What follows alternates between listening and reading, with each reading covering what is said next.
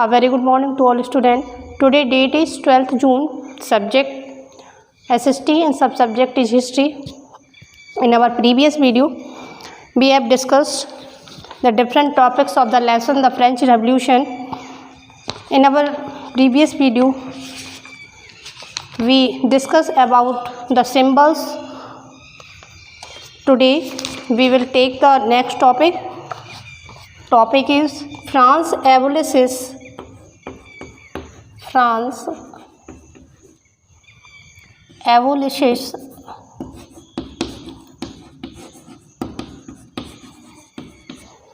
monarchy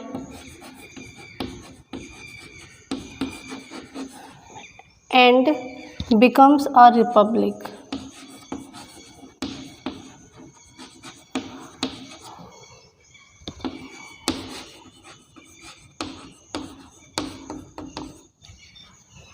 देखना है इसमें हम किस तरीके से फ्रांस में जो मोनार्ची है वो ख़त्म होती है और फ्रांस एक रिपब्लिक बन जाता है। चले now start. The situation in France continue to be tense during the following years. जो फ्रांस की सिचुएशंस थी कुछ सालों तक सेम चलती रही।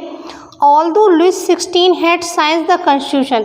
यद्यपि लुइस 16 ने जो कॉन्स्टिट्यूशन बनके तैयार हुआ था उस पर साइन कर दी। याद है ना, जब जो लुइस 16 है नेशनल असेंबली वहाँ पे मीटिंग करते हैं। मीटिंग किस लिए करते हैं? टैक्सेस को इंक्रीज़ करने के लिए। तो यहाँ पे पहली बार जो थर्ड स्टेट के मेंबर्स हैं वो अपनी एक डिमांड को उठाते हैं कि हमें जो है, अभी तक ऐसा होता आ रहा था कि प्रत्येक स्टेट का एक वोट होता था, तो उन्होंने कहा ऐसा नहीं होगा, मतलब जितने भी मेंबर्स हैं प्रत्येक स्टेट में सभी का एक वोट होगा। तो इस तरीके से फिर इसके बाद वो जाते हैं टेनिस कोर्ट में ओथ लेते हैं और ये डिसाइड करते हैं कि जब तक कॉन्स्टिट्यूशन नहीं बनता तब तक हम कभी अलग नहीं होंगे। तो यहीं पे वही इसी को हम डिस्कस कर रहे हैं कि although Louis 16 had signed the constitution he entered into the secret negotiation with the kings of Persia. उसने गुपचुप तरीके से जो किंग थे पर्शिया के उनके साथ में विचार विमर्श किया। Rulers of the neighbouring countries too were worried by the development of France. जो नेबरिंग कंट्रीज के रूलर्स थे, जो शासक थे, फ्रांस की इस तरीके के डेवलपमेंट को देख के वो काफ़ी चिंतित थे। And made plans to send troops to put down the event. उन्होंने क्या किया कि ट्रूप्स मतलब होती है सेना की टुकड़ी, एक सेना की टुकड़ी को भेजा to put down the events and had been taking place there since in the summer of 1789। तो उन्होंने सीक्रेटली ट्रूप्स को भेजा और केवल ये ऑब्जर्व करने के लिए फ्रांस में क्या चल रहा, किस तरीके के इवेंट्स हो रहे हैं। Before this could happen the national assembly voted in April 1792। ऐसा कुछ होता उससे पहले ही नेशनल असेंबली की वोटिंग होती है अप्रैल 1792 में, to declare war against Persia and Austria. किसके लिए? पर्शिया और ऑस्ट्रिया के बीच में वॉर जो है छिड़ जाता है।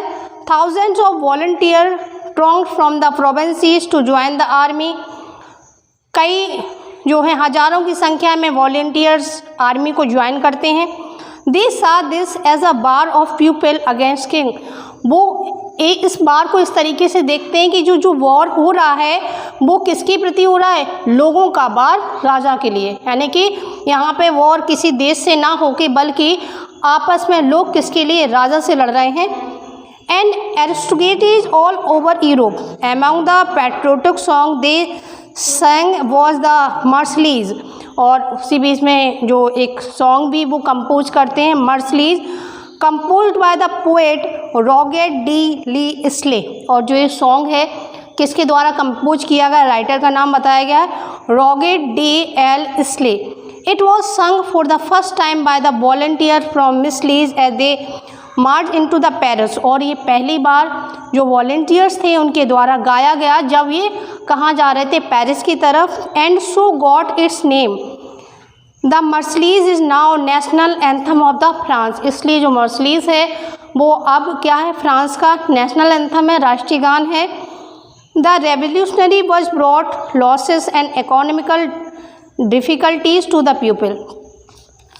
जो रेवोल्यूशनरीज थे उन्हें इससे काफ़ी लॉस भी हुआ, कई तरीके इकोनॉमिक डिफ़िकल्टीज़ भी आई, आर्थिक कठिनाइयाँ भी आई इसमें। While the man were away fighting on the front, जब जो मैन थे लड़ाई लड़ रहे थे, women were left to cope with the task of earning, तब जो महिलाएं घर पे थीं उनके ऊपर एक टास्क आ गया, एक कार्य आ गया ऑफ अर्निंग अ लिविंग, यानी कि अपने घर की जीविका का भार किसके ऊपर आ गया, वुमेंस के ऊपर आ गया। And looking after their family, और वो घर पे रह के अपने परिवार की देखभाल करने लगी। Large section of the population were convinced that revolution had to be carried further, और जो एक लार्ज सेक्शन था वो बार बार डिमांड ये कर रहा था कि जो रेवोल्यूशन है हैड बी कैरिड, मतलब उसको आगे चलते रहने दीजिए जैसी सिचुएशन चल रही है।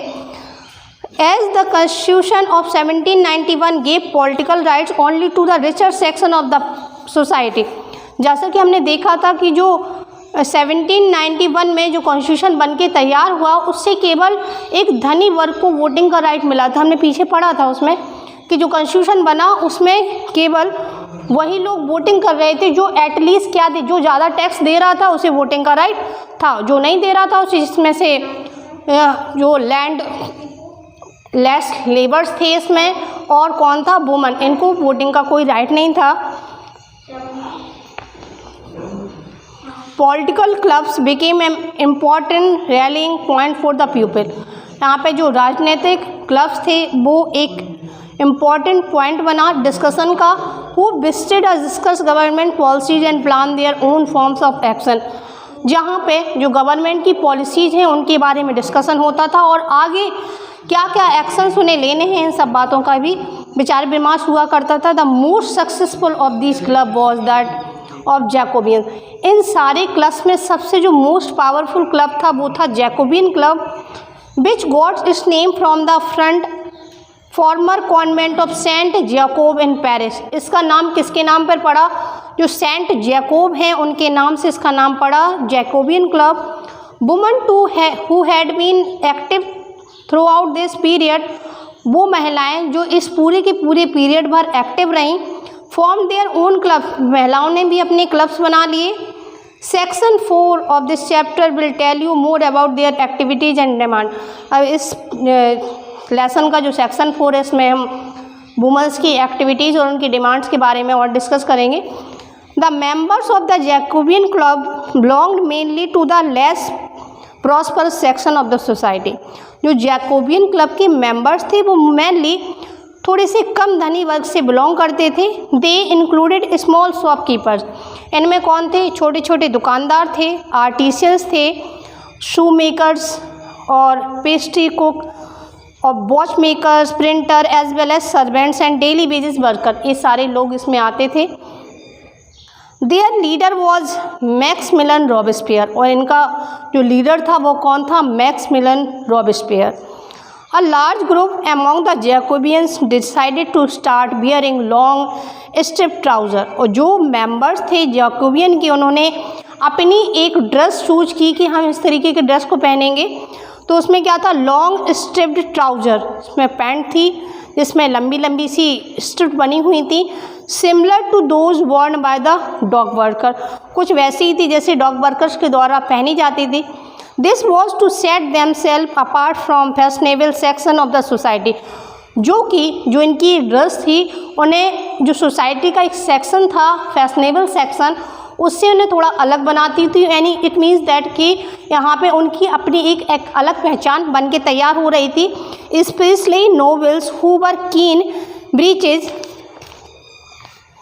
It was a way of proclaiming the end of power widely by the bearers of the knee breaches, और ये धीरे धीरे ये बता रहा था कि जो नी ब्रीकर्स हैं, मतलब नी ब्रीकर्स जिस तरीके से आज हम लोग देखते हैं ना कैफरी वगैरह पहनते हैं, तो उस समय जो नी ब्रीचेस पहनते थे वो उनके दिखा रहा है कि किस तरीके से उनका जो पावर है वो कम हो रहा है यहाँ पे। इट मीन्स दैट कि एरिस्टोक्रेसी का जो पावर है वो धीरे धीरे ख़त्म होता जा रहा है। Those Jacobins came to known as the sans culottes, जो ये जैकोबियंस थे इन ए सेंस क्लूटोस कह के पुकारा जाता था। Literally meaning those without knee breaches. इसका मीन्स क्या है कि जो दोज विथआउट नी ब्रीचेज, यानी कि जो कैसे कपड़े पहनते थे, नी के नीचे, घुटने के नीचे। Saint culottes men wore in addition to red cap, और जो सेंट क्लूटर्स थे वो क्या पहनते थे, रेड कैप पहनते थे, red cap. That symbolise liberty, जो किसका प्रतीक थी, that was the symbol of liberty, ये स्वतंत्रता का प्रतीक थी। Women however were not allowed to do so, लेकिन महिलाओं को ऐसा करने का अधिकार नहीं था। अभी कल ही बताया था ये हमने देखा था, कैप कुछ उस समय अलग अलग पहचान के लिए बनाए गए थे, कैप पहनते थे, जो रेड सी कैप होती थी उसके ऊपर से हल्का सा पॉइंट बना रहता था, वो स्लेवरी को शो करती थी इस तरीके से। और यहाँ पे इन लोगों ने भी अपनी अलग एक पहचान बनाई। इन द समर ऑफ 1792 के समर में Jacobins planned an insurrection of a large number of Parisians who were angered by the short supplies and high prices of food.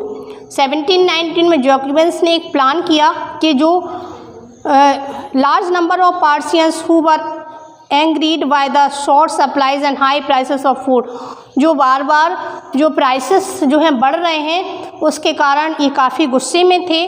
On the morning of August 10 they stormed the palace of Tuileries. एक सुबह 10 अगस्त की सुबह ये कहाँ जाते हैं, टल्डीज के महल के पास पहुँचते हैं। मास्क्ड द किंग्स गार्ड, क्या करते हैं, जो राजा के गार्ड्स होते हैं उनको मार देते हैं।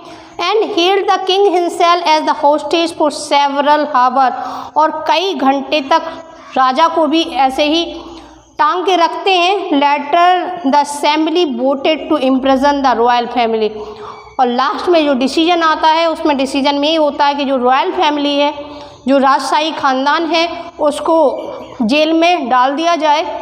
इलेक्शन वर हेल्ड, नए तरीके से चुनाव हो। From now on all man of 20 years and above regard of wealth got the right to vote. अब यहाँ पे एक नया और रूल बना कि जो भी व्यक्ति 21 साल के हैं, 21 years के हैं या उसके ऊपर के एज के हैं, रिगार्ड लेस ऑफ वेल्थ, जिनके पास धन भी नहीं है, got the right to vote, उन्हें भी किसका राइट मिला, वोटिंग का राइट मिल गया। The newly elected assembly was called the convention, एक नई जो असेंबली चुनी गई थी वो पूर्ण सत्ता में आई। ऑन 21 सितंबर 1792, 21 सितंबर 1792, it abolish the monarchy and declared France republic. 21 सितंबर 1792 को मोनार्ची जो है वो ख़त्म हो गई and declare France a republic, और फ्रांस एक रिपब्लिक बन गया। ठीक है, यहाँ पे क्वेश्चन भी आ सकता है कि when did France become a republic, तो France become a republic in 21 सितंबर 1792। As you know a republic is a form of government where the people elect the government. आप जानते हैं कि रिपब्लिक क्या होता है, कि where there the representative were choose by the peoples. The government including the head of the government, there is no hereditary monarchy, यहाँ पे कोई वंशानुगत पद नहीं होता है। You can try and find out about some other country, अब हम अगर आप ट्राई करना चाहें तो देख भी सकते हैं। That are republics and investigated when and how they become so, अगर यहाँ पे तो फ्रांस की बात हो रही है, फिर इसके अलावा भी हम बहुत सारी कंट्रीज़ के बारे में बात करने वाले हैं जो धीरे धीरे करके फ्री हुई, उनका अपना खुद का कॉन्स्टिट्यूशन बना, रिपब्लिक बने। Louis 16 was sentence to death by a court on the charge of treason. जो लुई 16 थे उन्हें मौत की सज़ा दी जाती है। क्यों दी गई थी, क्योंकि अपने देश के साथी इनसे धोखेबाजी और धोखाधड़ी का इनके ऊपर इल्ज़ाम था।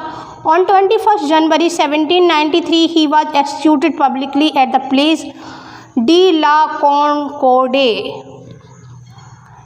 21 जनवरी 1793 को इन्हें पब्लिकली कहीं एलोन प्लेस पे इनको फांसी नहीं दी गई, बल्कि सरेआम जनता के सामने इन्हें एक प्लेस का नाम दिया गया la Conciergerie. The queen Marie Antoinette met with the same fate shortly after. पहले राजा लुइस 16 के साथ सेम ऐसे ही होता है, उन्हें सरेआम फांसी दी जाती है। उसके आफ्टर मैरी एंटोनेट का भी सेम हाल उनके जैसा ही होता है। ठीक है, इसके आफ्टर नेक्स्ट वीडियो में हम एक इम्पॉर्टेंट, वेरी इंपॉर्टेंट जो एक सेक्शन है द राइन ऑफ टेरर, इसको ज़रूर डिस्कस करेंगे। उसको भी आप एक काम ही आपको करना है कि इसको थोड़ा सा रीड करिएगा आज घर पे, और जब कल नेक्स्ट वीडियो में हम इसको पढ़ाएंगे तो आपको बहुत क्लियरली समझ में आएगा। घर पे